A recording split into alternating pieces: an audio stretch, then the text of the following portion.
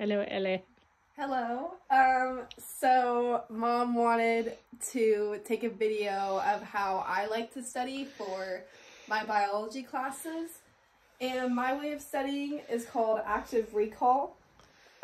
So each week before the exam, each weekend before the exam, I try to spend some time going through what we went over that week, and I go through either the annotated slides or the videos, and I go back through and rewrite my notes just to keep that fresh in my mind.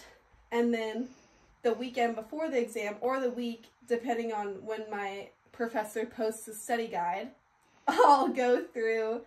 She posts, this is an example of the study guide that she posts, so it's like questions or recalling things about the material.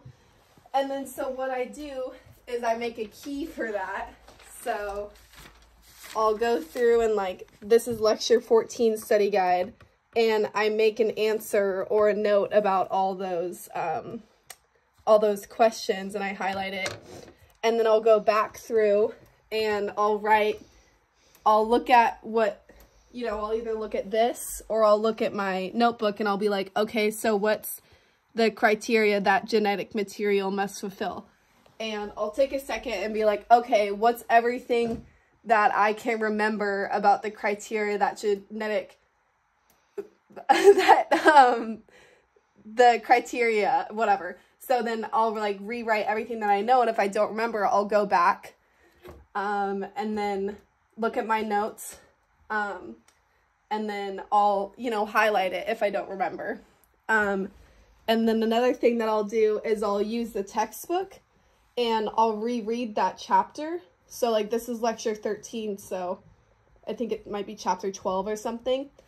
And I'll go through and I'll read the chapter, and then also utilize at the end, there's like chapter questions. And then I'll go through the homework sometimes too, but yeah. So that's how I like to study. I don't know if this would be helpful for anyone that's going into college or in college, but it's what works for me. It's called active recall.